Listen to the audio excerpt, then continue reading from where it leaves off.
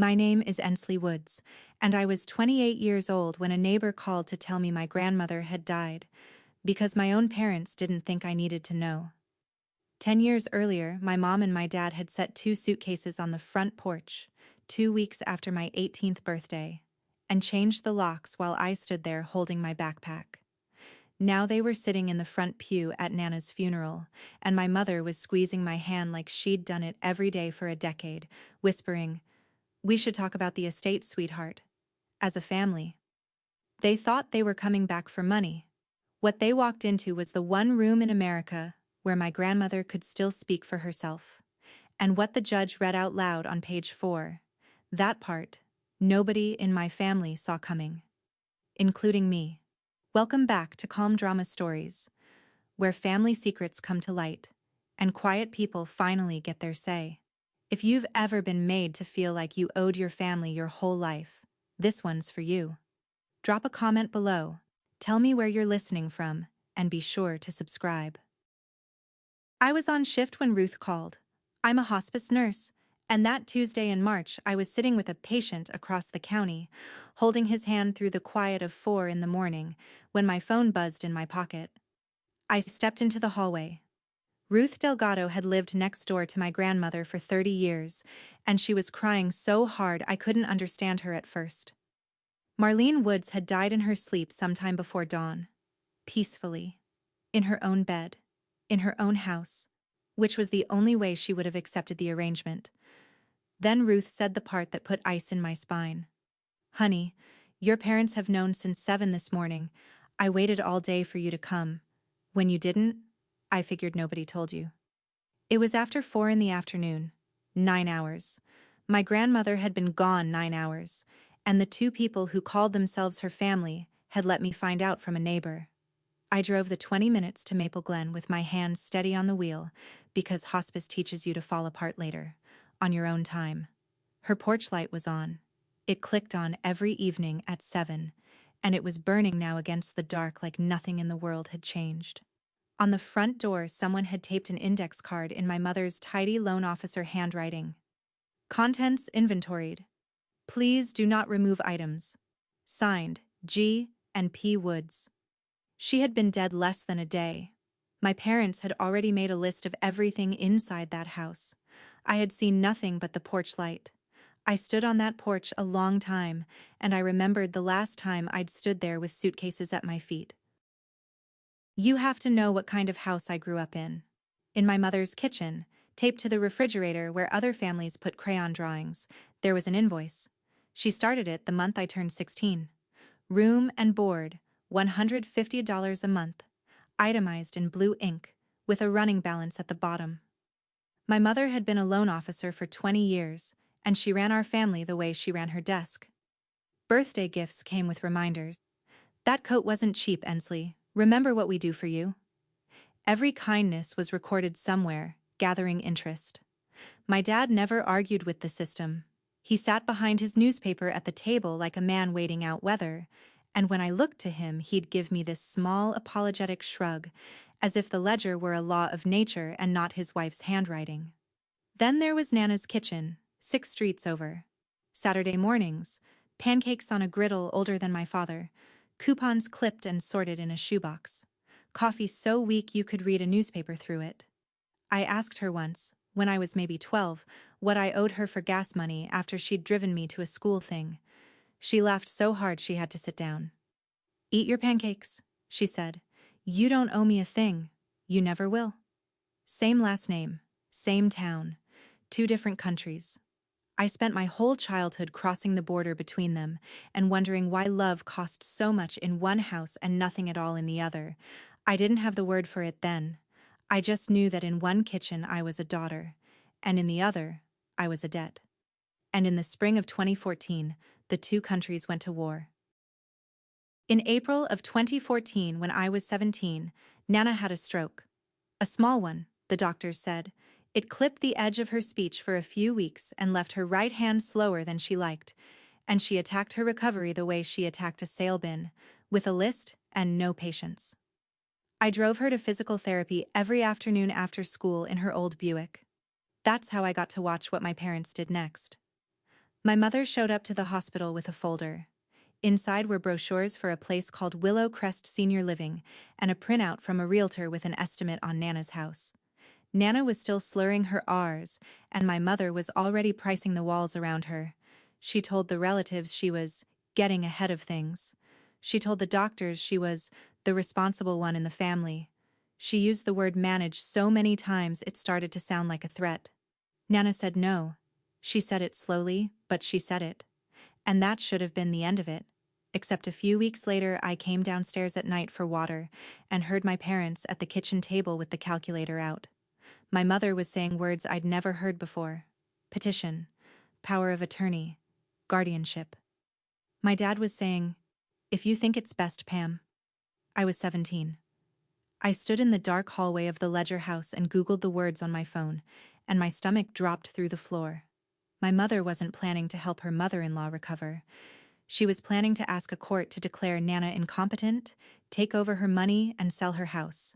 And 3 weeks later, she filed the papers for real.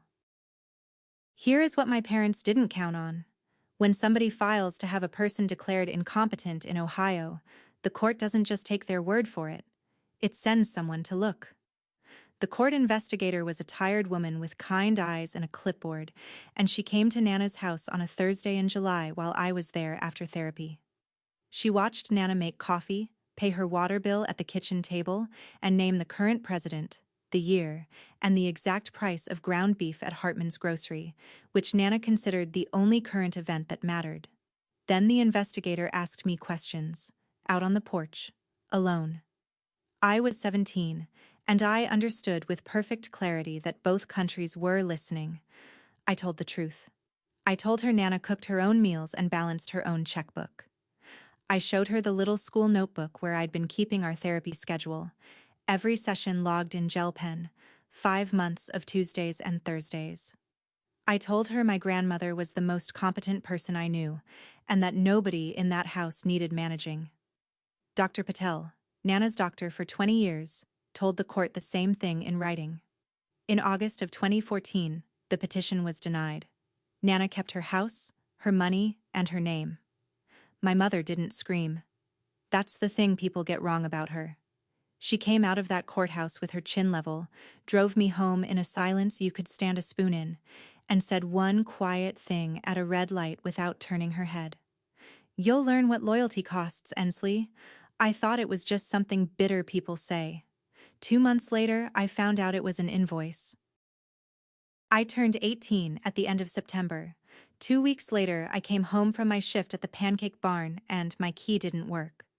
The porch light of the Ledger house was off, but I could see the shapes on the welcome mat. 2 suitcases, packed neat, and my backpack from junior year set on top like a bow.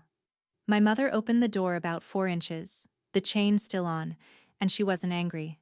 She was composed, the way she was at her desk when she declined somebody's loan. "You're 18 now," she said. "You made your choice in that courtroom. Family is a ledger, Ensley. And you are deep in the red."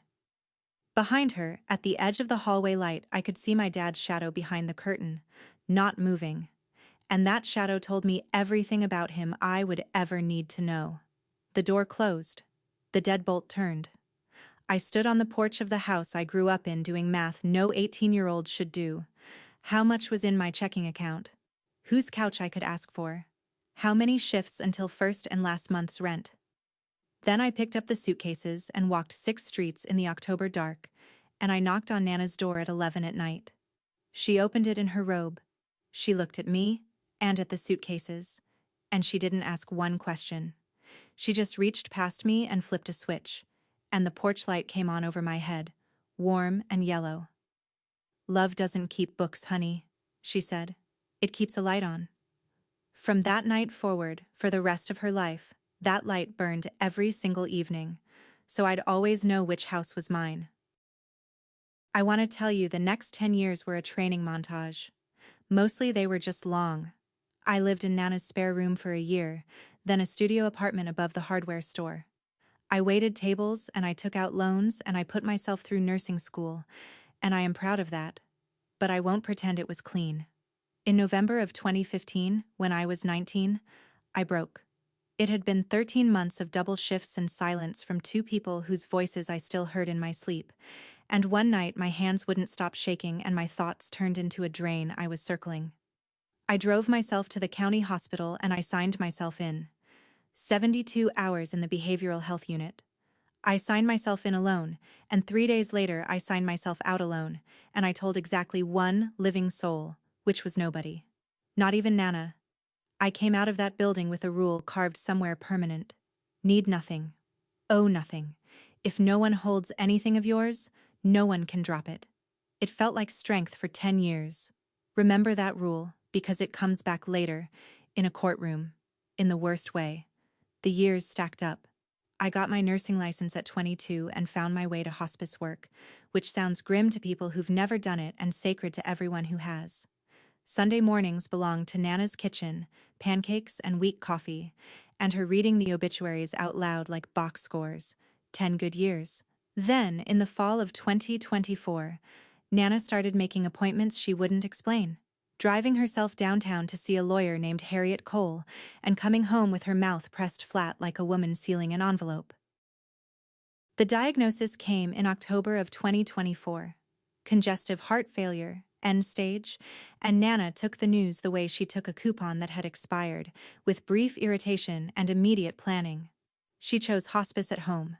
And because life enjoys irony, the case went to Corrin County Hospice, the agency I work for, though not to me. I want to be precise here, because it matters later. I was never her nurse. Her nurse was a colleague named Dana, who managed her medications and her chart. I was her granddaughter. I did granddaughter things. I cooked, I sat, I drove, I lost at gin rummy on purpose, and got caught doing it. The green kitchen table filled up on a rotation Nana didn't organize but absolutely commanded. Ruth, from next door. Carmen Fairfield, who owned the diner and brought pie with opinions attached. Half the gray-haired women in Maple Glen came through that kitchen like it was a chapel with better snacks. And twice more that winter, Nana had Harriet Cole over, and the two of them shut the door to the dining room for an hour. When I asked, she waved her hand. Paperwork, honey. Old women and paperwork. But one night in February, near the end, she was sitting up against her pillows looking small in a way I hated, and she took my wrist with more grip than she had any business having. When they come smiling, she said, you let Harriet do the talking first, promise me. I said, when who comes smiling, Nana? She just looked at me, steady, the way she'd looked at that court investigator a decade before. Promise me, she said.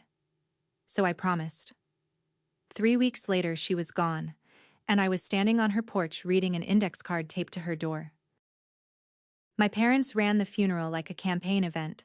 My mother wore the correct black and cried at the correct volume, dabbing under her eyes to protect her makeup. My dad stood at the church door shaking every hand in Maple Glen, accepting condolences for a woman he'd tried to have declared incompetent, and I watched people who didn't know any better squeeze his shoulder. I sat with Ruth and Carmen. I'd been up all night with a patient and I was running on hospice autopilot, which is the only reason I didn't flinch when my mother materialized beside me at the casket.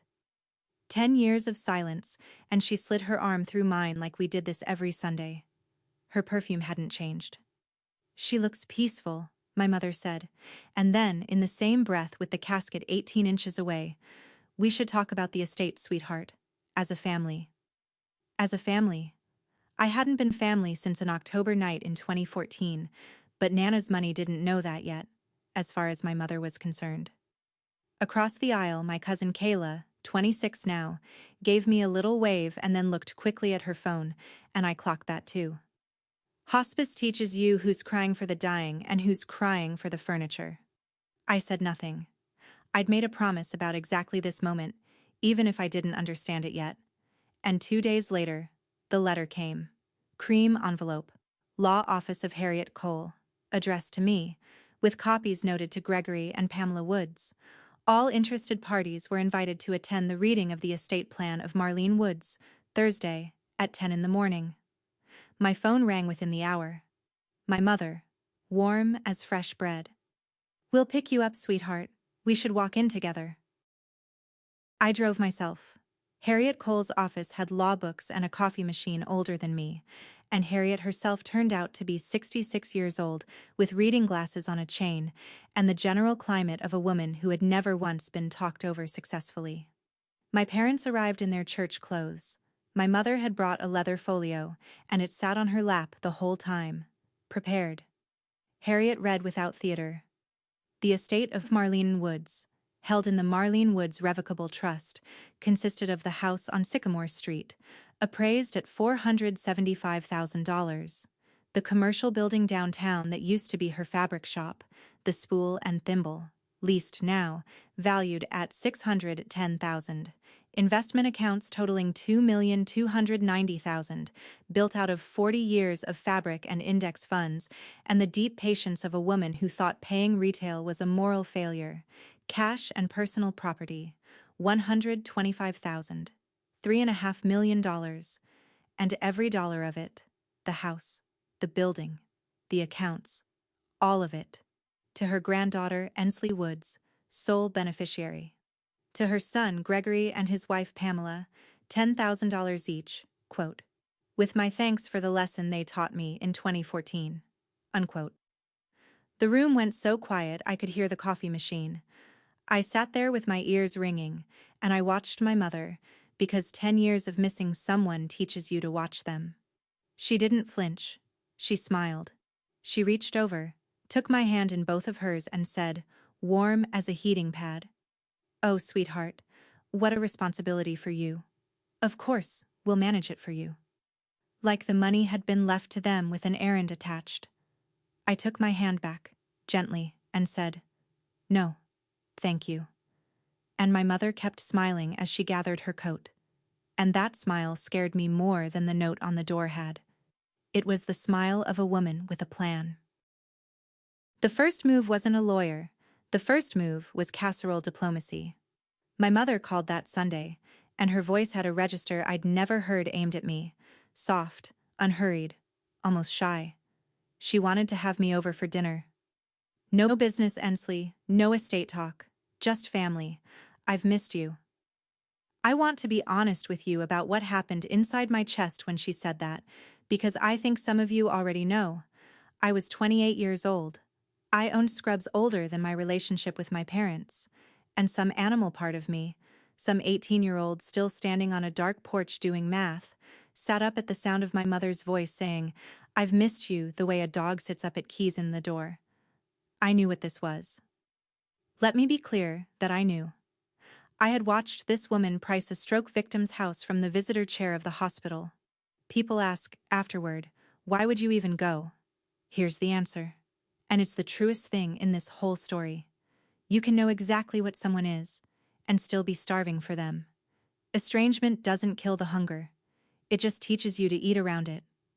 So I said yes. I told myself I was doing reconnaissance. I ironed a blouse like it was armor, drove the 40 minutes to Dayton, to a brick house with no porch light burning, and I sat in my old chair at my mother's table. And for 1 hour, I'll admit it to you and to nobody else, it was nice. The pot roast was the same. The stories were the same. My dad laughed at my jokes.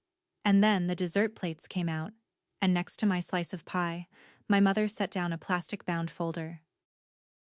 The cover page said Woods Family Wealth Management Plan in the font of a bank brochure. My mother had built a PowerPoint of my inheritance. Inside, in tabbed sections, was the whole architecture. A family LLC to hold the house, the building, the accounts.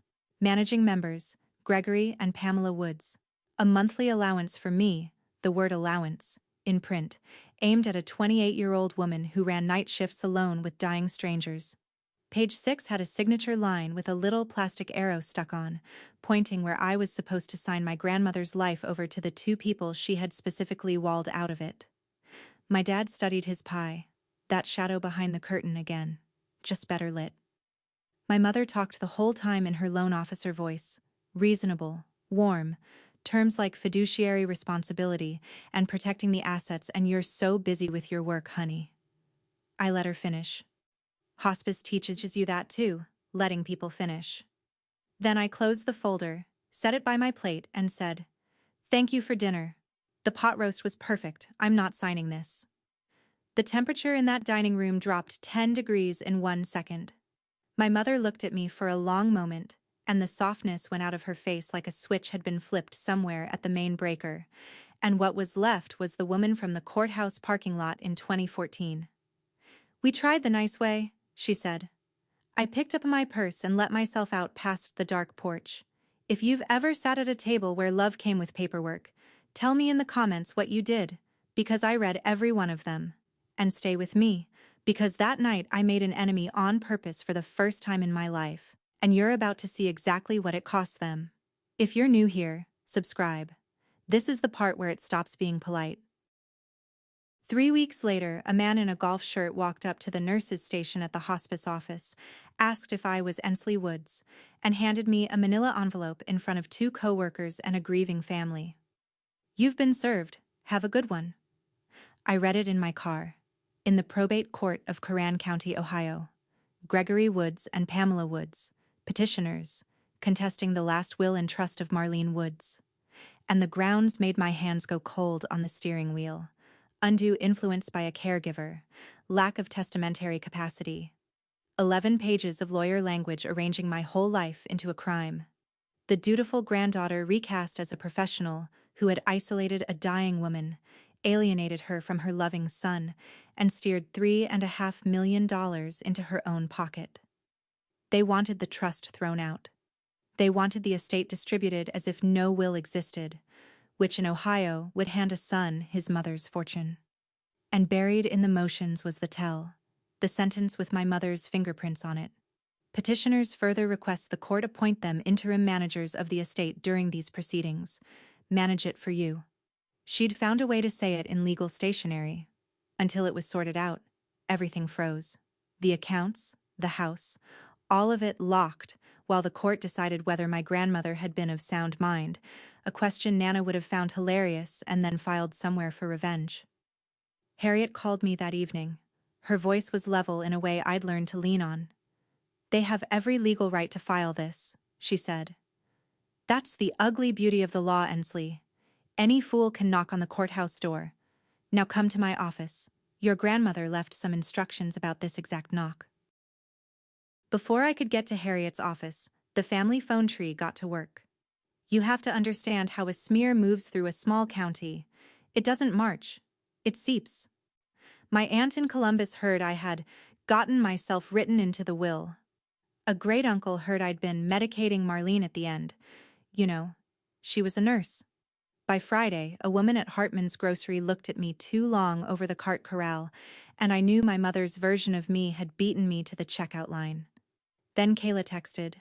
My cousin, the one I'd taught to parallel park, the one whose prom dress Nana hemmed for free. "Hey, I just think you should do the right thing and share. They're your parents. Aunt Pam says you'll be hearing from the lawyers anyway," Aunt Pam says. I stared at that text for a long time, and I typed a reply and deleted it, twice, and then I put the phone face down, and when I picked it back up an hour later, I'd been blocked. Allie, removed from the board.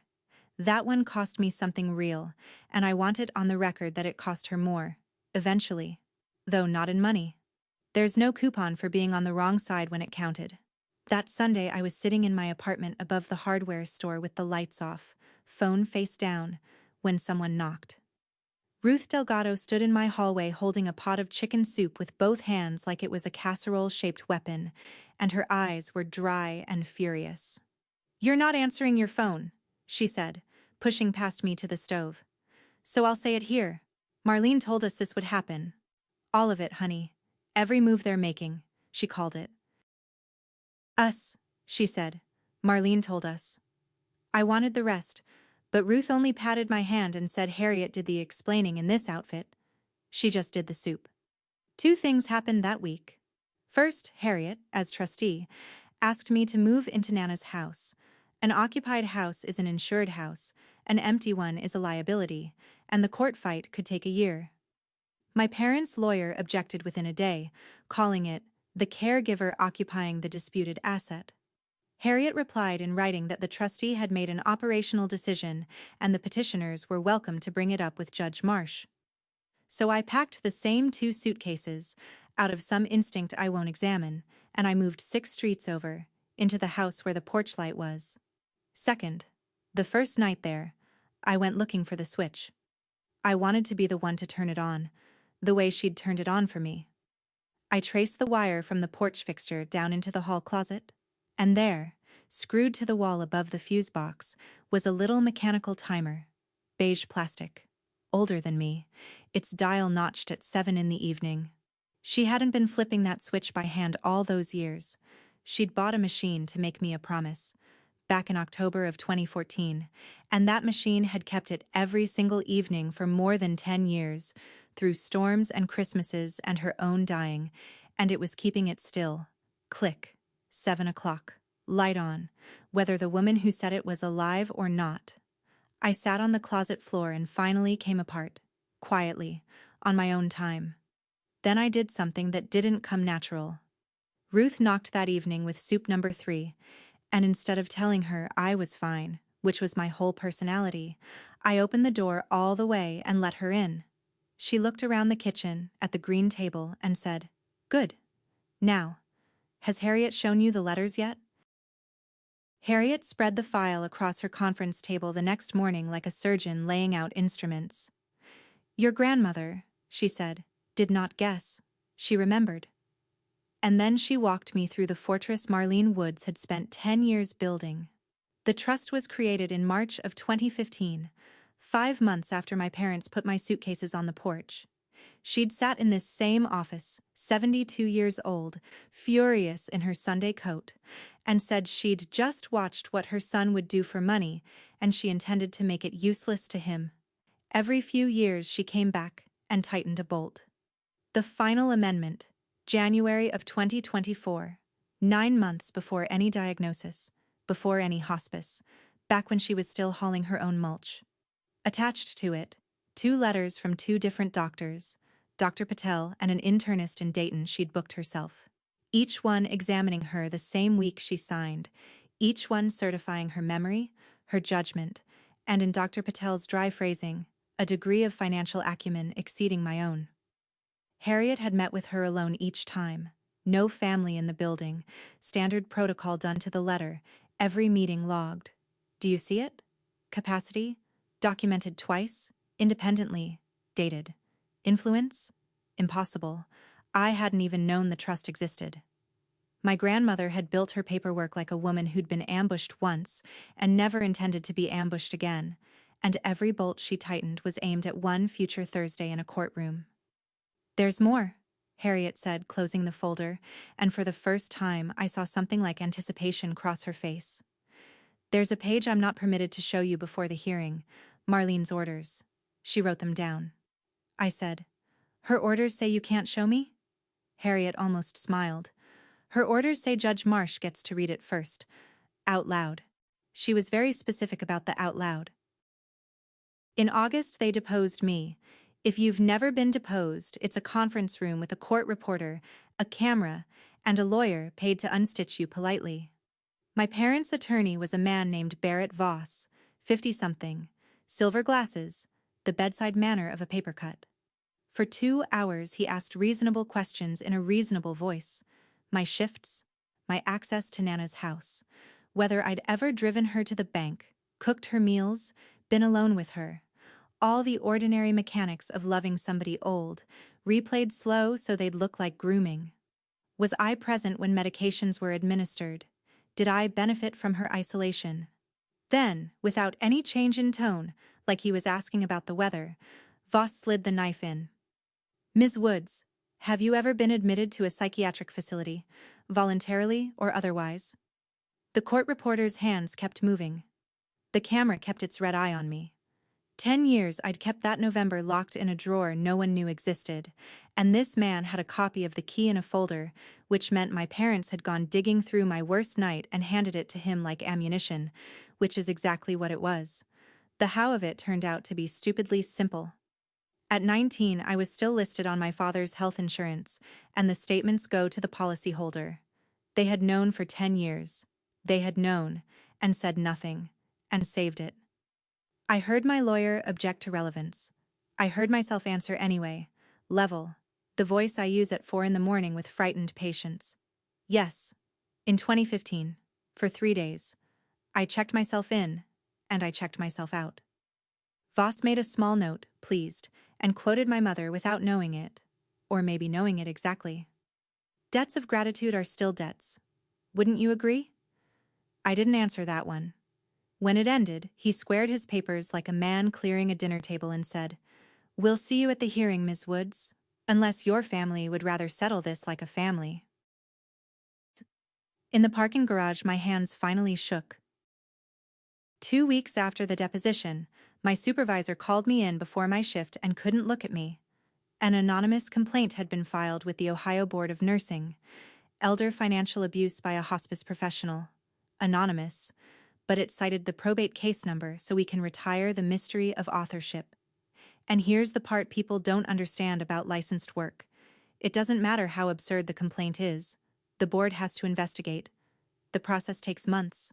And while it grinds, an agency that cares for the dying cannot staff a nurse under an abuse investigation. Nobody was cruel about it. That almost made it worse. My supervisor's voice wobbled when she asked for my badge, and I unclipped it and set it on her desk. 6 years of night shifts in a rectangle of laminate, and I walked out through the lobby past a wall that said dignity in 4 languages. Understand what they'd found. The trust was a fortress, so they'd stopped shooting at the fortress. They were shooting at me. The license was the one thing I'd built entirely alone. No inheritance, no help, 12-hour nights and a state exam, and my parents had figured out that it was the one thing of mine the court couldn't protect. By then my savings were nearly gone too. The trust could pay Harriet to defend the trust. That's the law. But the trust could not pay for my private lawyer or my licensed defense, and 18 of my $21,000 had already gone out the door. That night, I sat in my car outside Nana's house and watched the porch light click on at 7, right on schedule. A dead woman keeping her promise while I figured out how to keep mine. Then an email arrived from Voss's office. His clients, it said, remain open to a family resolution. The people who set the fire were selling extinguishers. If your family has ever turned the law into a weapon, tell me in the comments. I read everyone. And stay close, because the next hearing is the one from the title. The one where the judge turned the page. Subscribe, so you don't miss what was on it. The preliminary hearing was in October, in a small oak-paneled courtroom in the Corrin County Courthouse, Judge Ellen Marsh presiding, a woman about 60 with the patience of a person who has heard every version of every family. My parents sat at the petitioner's table in their church clothes. My mother was serene. She whispered something to Voss and smiled, and I watched her scan the room like it was already hers. And honest to God, I think in her mind, this was the finish line, the day the court would hand a responsible adult the keys. Judge Marsh put on her glasses and paged through the trust in the quiet. Then she stopped turning pages. "Counsel?" she said to Voss. "Before we schedule anything. Has your client read Article 9 of this instrument?" And she read it out loud, into the record, in a courtroom voice that carried to the last row. Article 9. If any beneficiary of this trust contests its validity or seeks control of its assets through legal proceedings, that beneficiary forfeits any and all interest granted herein. The $10,000 bequests to Gregory and Pamela Woods, conditional. Contests the trust, and the gift evaporates. My mother's smile held because 10,000 meant nothing against 3.5 million. But the judge wasn't finished. "There is an attached statement of intent," she said, "executed and notarized January of 2024. The testator requests it be read aloud in open court in the event of any challenge." She turned the page. To the court, from Marlene Woods. In 2014, my son Gregory and his wife Pamela petitioned to have me declared incompetent so they could manage my affairs. The court said no. I have spent 10 years making sure the answer stays no. If they are in your courtroom now, they have come after my death, smiling, offering to manage what I left behind. I ask you to read this page to them so they understand that I am, one final time, ahead of them. The silence was total. And I watched it happen, the thing from the title. My mother's smile didn't break. It just drained. From the eyes down, like something unplugged. My grandmother had predicted their exact play, in writing, 16 months before they made it, and every stranger in that room had just heard it. Voss rose anyway and asked for an evidentiary hearing on undue influence, because if the trust itself fell, Article 9 fell with it. Judge Marsh granted it, set it for 6 weeks out, and I would swear on the green table she looked at my parents a half-second longer than she needed to. In the hallway after, my mother walked straight to me, close, perfume unchanged, and said, quiet enough that only I could hear it, "You think a dead woman can protect you?" 3 nights later, my dad came to the house alone. I found him standing at the bottom of the porch steps, inside the circle of the light, not knocking, a 59-year-old man holding his car keys like a hat. I stayed in the doorway. He looked older than the funeral. "Your mother wasn't always like this," he said, and then he told me a story I'd never heard in all my years as their daughter. My mother's mother died in 1991 when my mom was 23. There was no estate. There was a shoebox. Bills, collection notices, a repossessed car, a funeral nobody could pay for. My mother worked 3 jobs to bury her own mother and spent 2 years paying off a dead woman's debts, and she came out of it with one conviction welded into her, that money left loose is a knife left on the floor, and that the person who grabs it first and controls it is the one who loves the family most. "She thinks she's protecting you," he said, "from ending up like her mother. She can't hear how it sounds." For a second, standing in Nana's doorway, I saw it. The whole sad machine of it. A scared 23-year-old building a ledger so the floor could never fall out again, and I felt the pull of that old ache. And I want you to know, pity is real, even when it changes nothing. Because here's what I said. "And you? What's your story?" He looked at his keys, the shadow behind the curtain, the silence behind the newspaper. 40 years of "If you think it's best, Pam." "Just give her something, Ensley," he said finally. "She'll stop. We can be done." Not, "I'm sorry." Not, "She's wrong." An installment plan. I said goodnight and closed the door, gently, and 3 days later my mother offered me the one thing money can't buy, and I almost took it. It came in her handwriting, 4 pages, and it was the letter I had been writing for her in my head for 10 years. "Ensley, my firstborn. Not a day has passed. We can withdraw everything, the case, the complaint, all of it, tomorrow. Come home. Sunday dinners, Christmas, your room. We'll be a family again, the way your grandmother would have wanted. All we ask is that the estate be divided fairly and managed properly, by all of us, together." I sat under the porch light with those pages until 2 in the morning. "I'm not going to perform strength for you here." I read it 9 or 10 times. The animal in my chest, the one that sat up at her voice on the phone, was howling. Because this was the actual prize, wasn't it? Not the money. This. The door reopened, the ledger burned. My mom and my dad at a table with me and nobody keeping score. I had testified against them at 17 and been billed for it ever since, and here was the invoice marked paid in full. All it cost was everything Nana spent 10 years building, handed over to the people she built it against, plus one signature agreeing that their love had been a reasonable price all along. Toward dawn I understood the letter was the deposition again, in softer font. My mother wrote to me that night, but the phrase "managed properly" did the answering. She came the next morning for her answer, and I met her on the porch, under the dead light, and I kept my voice as low as hers had ever been.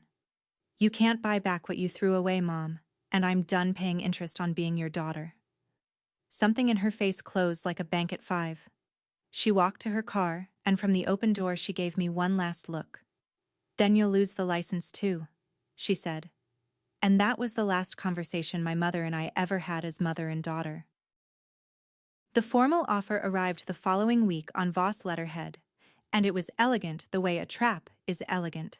$700,000, styled as a family settlement, in exchange for full withdrawal of the will contest. And one paragraph lower, the sentence that had been aimed at me all along. It has been our clients' experience that licensing matters tend to resolve themselves when families reconcile. Translation: pay us and the board complaint evaporates. Fight us and it doesn't. And if I fought, Voss noted, almost apologetically, my medical history from November 2015 would be subpoenaed and examined in open court, in a county where the newspaper still prints probate news between the football scores. Understand the math I was staring at.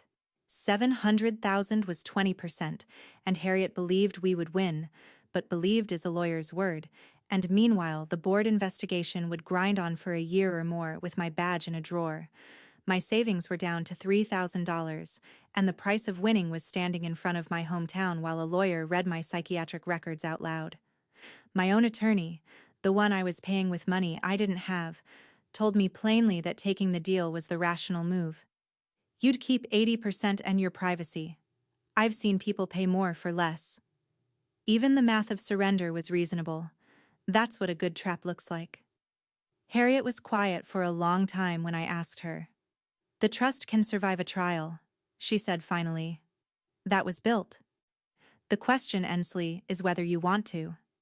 Nobody gets to grade you on that answer.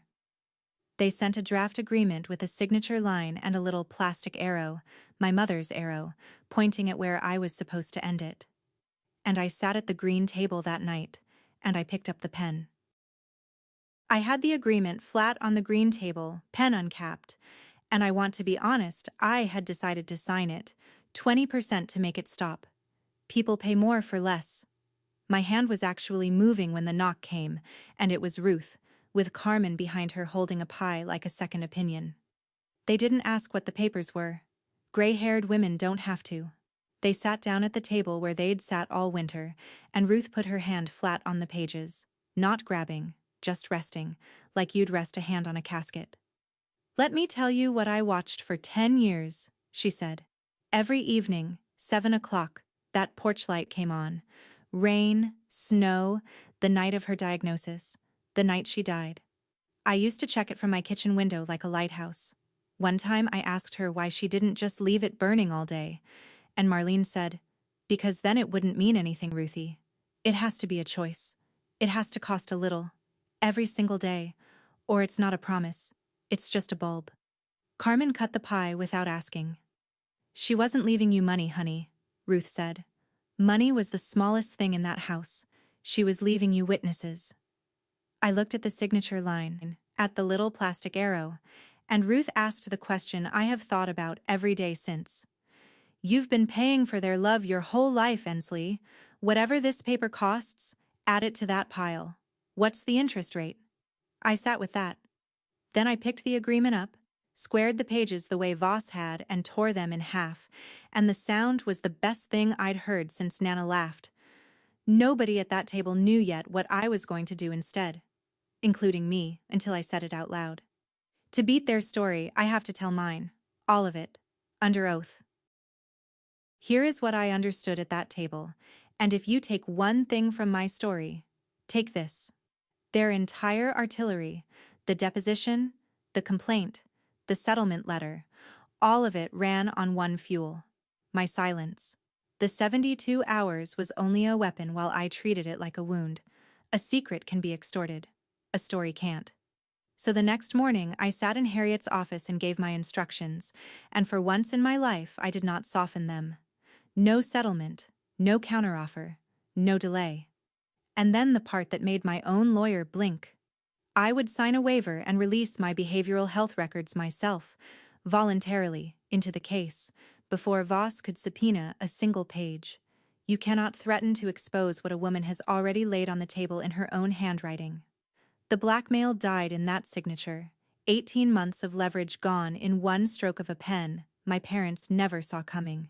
Because people who keep ledgers cannot imagine giving away the thing you could charge the most for. Then we built the witness list. And it wasn't lawyers. It was Dr. Patel and his 20 years of charts. It was Dana, the hospice nurse who actually ran Nana's case. And it was the green table, Ruth, Carmen, the whole gray-haired nation of Maple Glen, the people who had watched a porch light burn for 11 years and knew exactly who it burned for.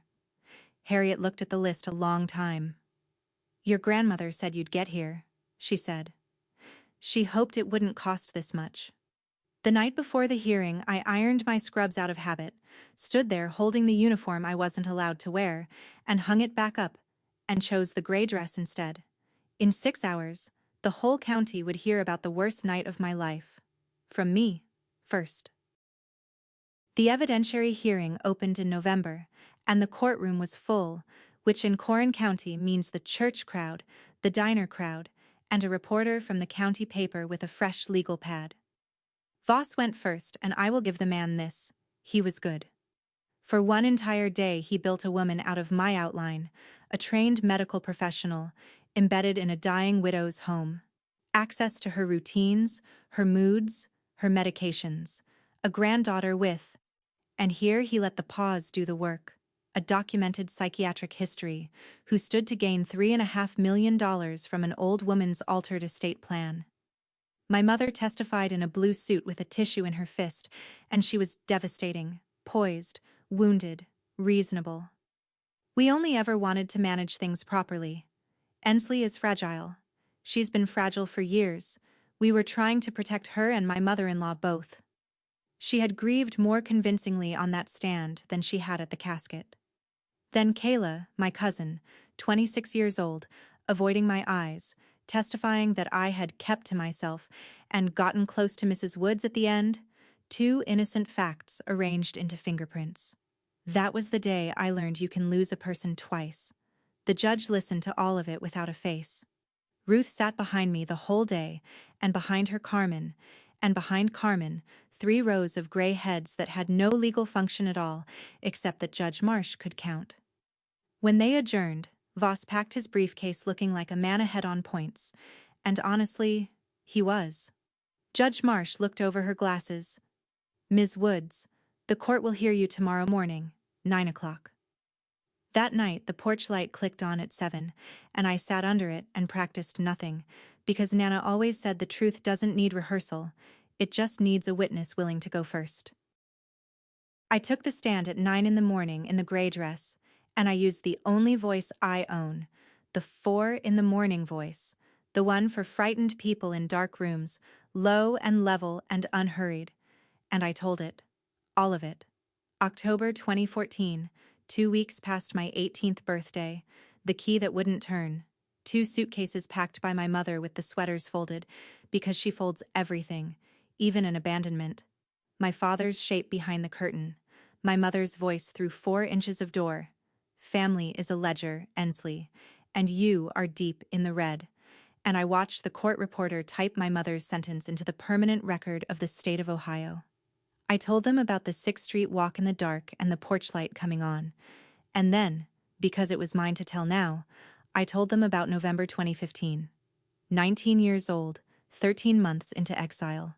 The night my hands wouldn't stop and my thoughts turned into a drain. The drive I made alone to the county hospital. The form I signed alone. The 72 hours. The form I signed to leave. Alone. Counsel has called me fragile, I said. And I looked at nobody except Judge Marsh, and I kept my voice exactly where I keep it at a bedside. I checked myself in at 19 with no one to call, and I checked myself out and finished nursing school and spent 6 years sitting with this county's dying. I'm told that's a psychiatric history. On my ward, we call it surviving. Then Harriet stood and read into the record my waiver. Every page of those records released by me, voluntarily, weeks ago, and I watched the leverage my parents had mined out of my worst night turn to vapor in a silent courtroom. Last, the dates, laid out plain. The trust was born in March of 2015, 5 months after the porch. Amended for the last time in January of 2024, 9 months before the diagnosis, 2 doctors certifying her mind the same week. My grandmother didn't change her plan because I got close to her money, I said. She changed it because she watched them come for hers. I stepped down. My mother was staring at me, and behind all that composure something had begun, very quietly, to slide.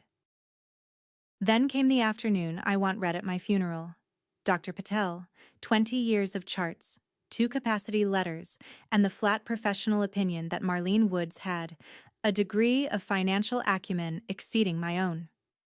Dana, the hospice nurse of record, walking the court through every medication log, every visit note, confirming under oath that I had never once handled her chart, her drugs, or her paperwork, that I was, in the file, listed only as family.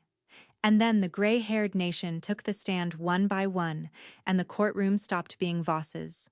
Carmen, who'd fed half the county, telling Judge Marsh that Marlene planned this trust, the way she planned everything, ma'am, sober as a hymn and twice as loud.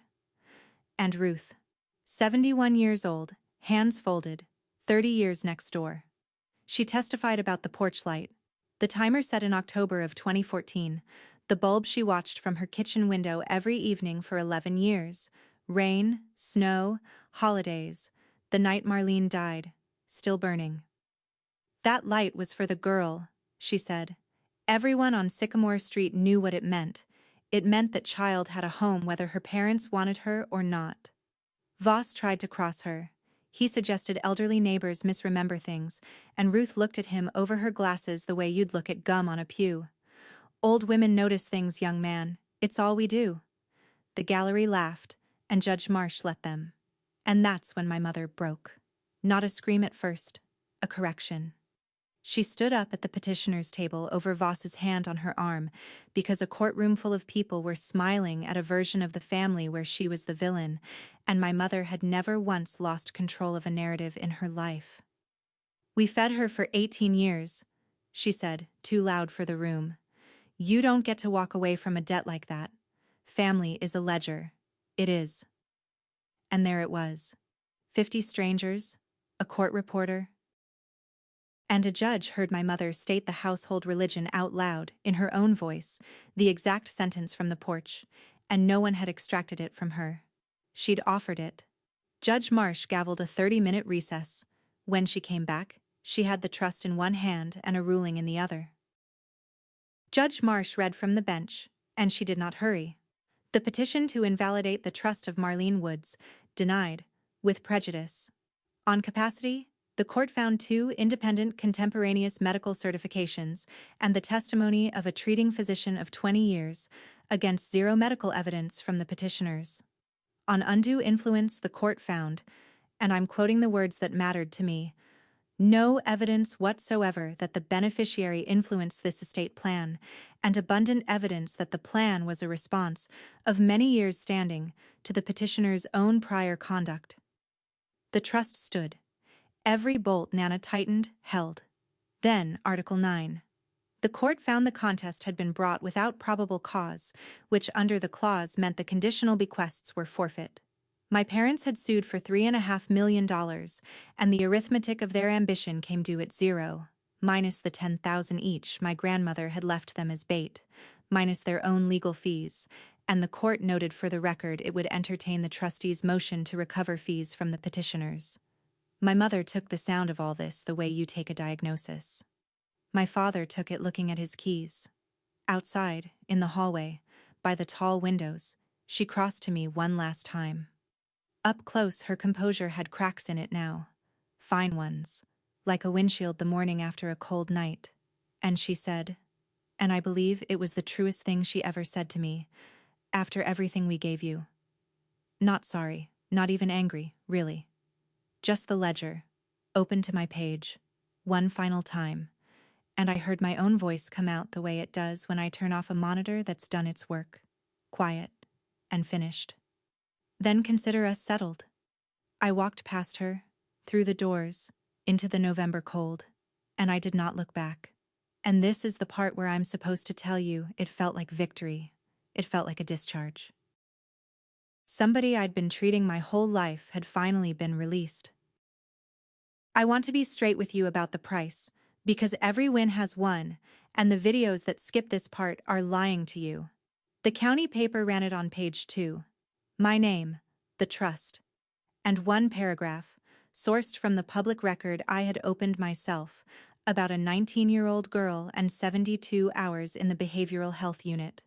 For a week, people at Hartman's looked at me 1 second too long, and I let them. That was the cost of taking the weapon away, and I'd pay it again. But I did pay it. Privacy, once spent, doesn't refund. And there was the other thing. That night, I sat under the porch light and I took out my phone and found the contact that still said Mom and Dad, a habit 10 years dead. I didn't block the number. Blocking is for doors people might knock on. I just deleted it, and the screen asked, was I sure? And for the first time in my adult life, the answer was clean. The girl who kept a door cracked open for them was gone. I'd left her on the stand, under oath, where she finally got to matter. 6 weeks after the ruling, the Board of Nursing closed the complaint, unsubstantiated, and my supervisor handed my badge across her desk with wet eyes and a speech she couldn't finish. My first shift back, an 80-pound farm widow held my hand at 3 a.m. and told me I had calm hands, and I had to step into the hallway for a minute on my own time. The house came fully mine when the appeal window closed, and I did what Nana would have done with it, which is to say, nothing dramatic and everything deliberate. The green table runs full again on Sunday mornings. Ruth and Carmen and the gray-haired nation, pancakes on the old griddle, coffee still criminally weak because some recipes are load-bearing. The rent from the Spool and Thimble building, $3,800 a month, goes into something Harriet helped me set up called the Marlene Fund. It pays for respite care, a weekend off, a paid aide, a tank of gas, for family caregivers in Coran County, the daughters and granddaughters sleeping in recliners next to hospital beds. No applications longer than 1 page, no payback, ever. House rule. In the spring, 1 envelope came from Dayton, my father's handwriting, alone. Inside was a check for $3,900, which meant nothing until I did the math, and then it meant everything. $150 a month, from 16 to 18. He had refunded the room and board to the dollar with 1 line on a sticky note. I'm sorry. I didn't tear it, and I didn't call. I signed it over to the fund, where it bought 11 exhausted caregivers a weekend of sleep, which is the only interest that debt could ever pay. And in June, Ruth showed up on the porch with a girl named Nadia, 18, a nursing student whose parents had put her things in garbage bags over a boy and a Pell Grant. I heard myself say the rent was $1 a year, and no, she couldn't owe me. House rule. Then I went to the hardware store and had a key cut. And handing it over felt like the entire estate changing hands for the second time, correctly. Tonight, it's late September again, coming up on 12 years since 2 suitcases sat on a porch. Through the kitchen window, I can see Nadia at the green table with her anatomy flashcards, wearing my old sweatshirt, eating pancakes she did not pay for. At 7 exactly, the timer in the hall closet gives its little click, the same click it has given every evening since 2014, and the porch light comes on over Sycamore Street. Here is everything I know, and it fits in 1 sentence. Love doesn't keep books, it keeps a light on. And a light like that, it turns out, can outlive the hand that lit it. That's my story. 2 suitcases on a porch. 1 page a judge read out loud. A porch light that never went out. If somebody turned love into a ledger on you, hear me. You don't owe them your life, and you're allowed to stop paying interest on it.